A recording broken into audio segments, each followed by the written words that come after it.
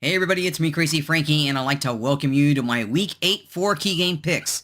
Before we get into Week number 8, talking about Week number 7, a little quick whip around of what happened in Week number 7. There's only one undefeated team remaining so far this season. The Kansas City Chiefs are the only ones that are still undefeated. They embarrassed the 49ers in Santa Clara last Sunday. Obviously, the 49ers suffered some significant blows to their team and injuries.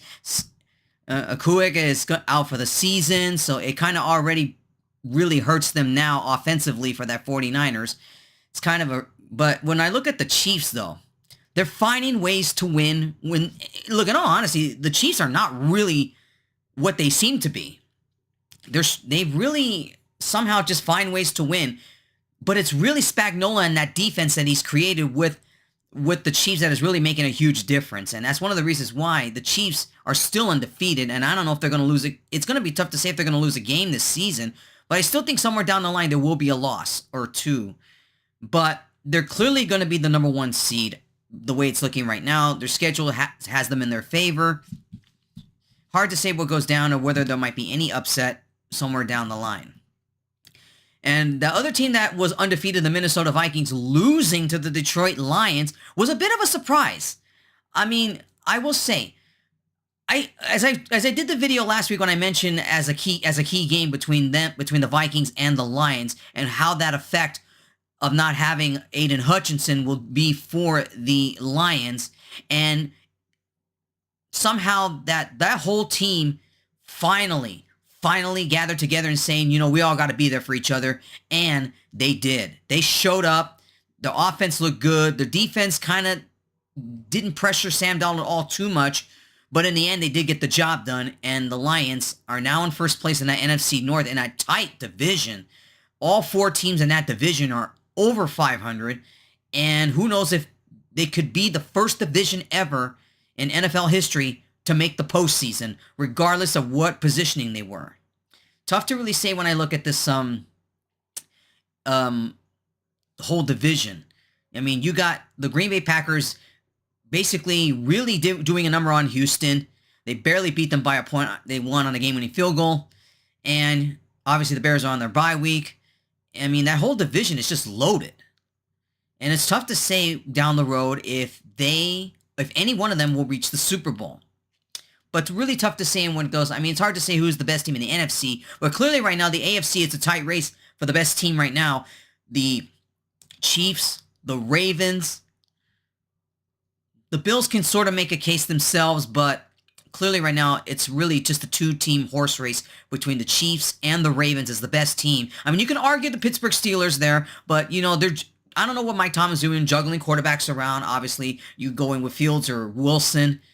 And I don't know down the line if you could say the Steelers might be a threat, but their defense is the only thing that's really keeping them in ball games. Other than that, I mean, hard to say down the road who from the AFC and NFC are going to be represented in the Super Bowl as we're heading towards the halfway point of the regular season. For the Tampa Bay Buccaneers, I'm going to make this short and sweet.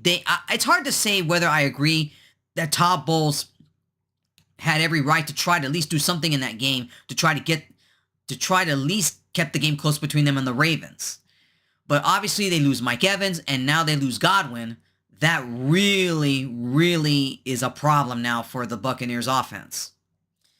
Hard to say. I mean, it's kind of a devastating loss for the Tampa Bay Buccaneers as they suffered bigger things other than losing to the Ravens. Anyways, there's a lot that went on in week number 7, but we need to get into week number 8. All right, let's begin. Now, looking at the schedule for week number 8, there really isn't that much appealing key marquee games this week, to be honest. And we have 15 games on the slate, but a lot of them really are just not like this having a appetite to see these games. Now, these are the 4 games I consider probably the games that probably mean a lot right now. I don't know, you be the judge of it as I get into this. Key game number 1, we begin in the NFC South. And speaking of the Tampa Bay Buccaneers, it is the Atlanta Falcons versus the Buccaneers. The Falcons are a 2.5 point favorite in this game. And I would say that's about right because now, without Mike Evans and Godwin, who is Baker Mayfield going to go to now at wide receiver, and if they can even establish the run game? Now, Kirk Cousins, and now speaking of the Falcons, they got whooped against the Seahawks last week. Basically, Kirk Cousins had one of his worst games so far this season. Not only that, their running game was shut down, and basically their defense just fell apart in the second half. Cousins was 24 of 35, 232 yards, 1 touchdown, but he was intercepted twice. Now, Baker Mayfield had a much better game, but he was also intercepted twice. He was 31 of 45, 370 yards, 3 touchdowns, but 2 interceptions. This game, remember, the first meeting wasn't that long ago, and it was a great football game, too, in Atlanta. But now, the rematch came very soon, so soon in the season, we didn't expect this. But when I look at this football game, I'm going to try to make this short and sweet. It's very hard to go against the Falcons, even though the Falcons aren't struggling themselves.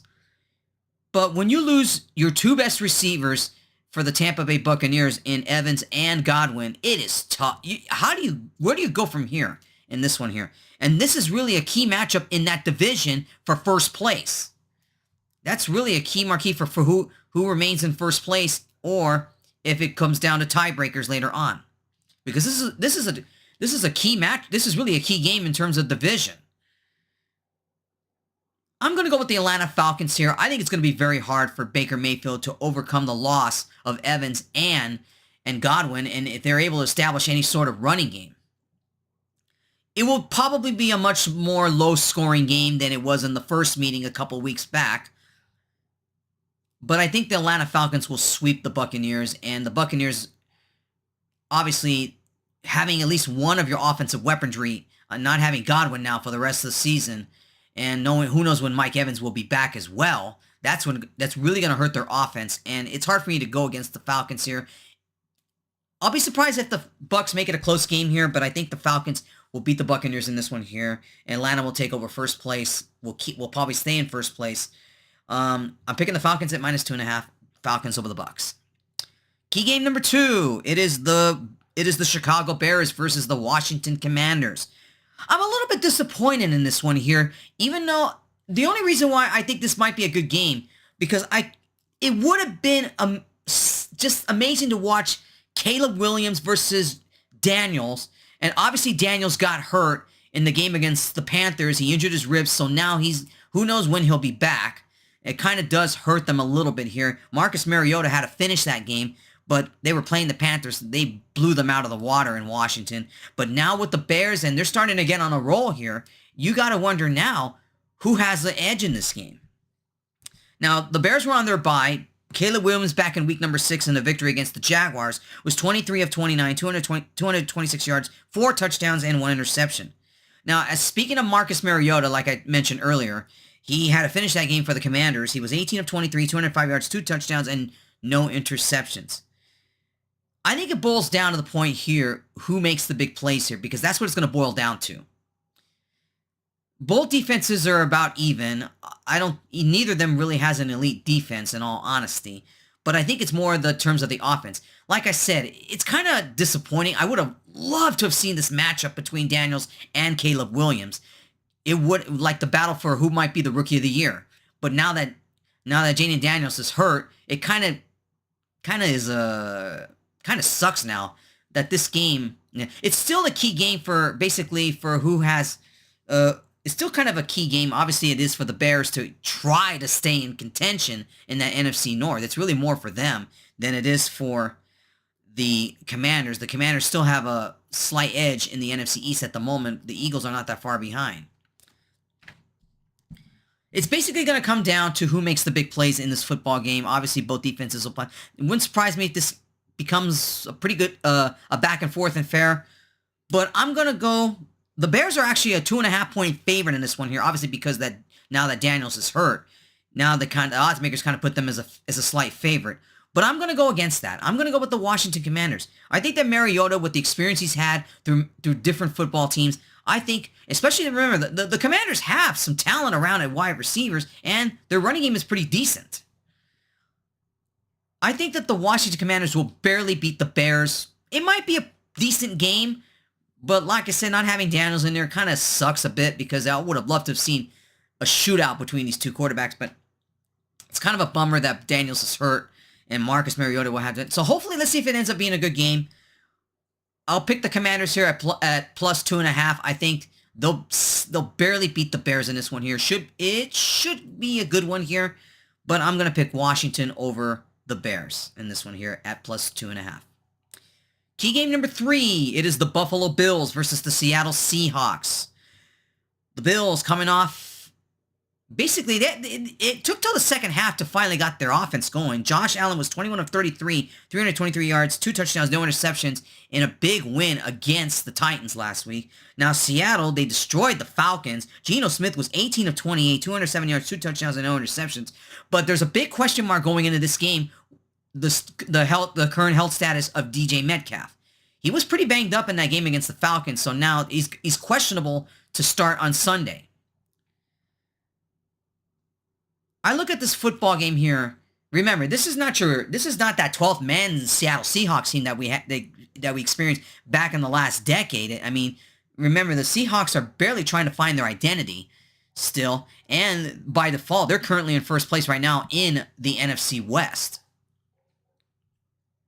Big question marks going into this game now for the Seahawks. Obviously, not having Metcalf is going to become a factor in this game. Their defense is going to have to really step up against this Bills offense. And especially with Amari Cooper being traded from Cleveland to Buffalo, he had a decent game against Tennessee.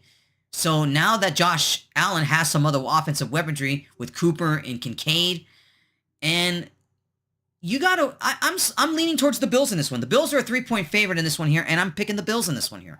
I think their offense is going to be hard. I think their offense might be a little bit too much for Seattle to maintain here, but it wouldn't surprise me if this is a very close game. I think it will be. I think this will be a very close game between the Bills and the Seahawks here, especially with the Bills having to travel cross country to Seattle. But the Bills have the better offense. I'm going to pick the Bills to barely beat the Seahawks in this one here. I'm picking the Bills at -3, Bills over the Seahawks. And finally, key game number 4, it's the Dallas Cowboys and the San Francisco 49ers. The 49ers are a 4-point favorite, and that number should be much lower. But even though despite the fact the Cowboys are probably a much worse team than the 49ers are, and for a couple of years, this was really a marquee matchup.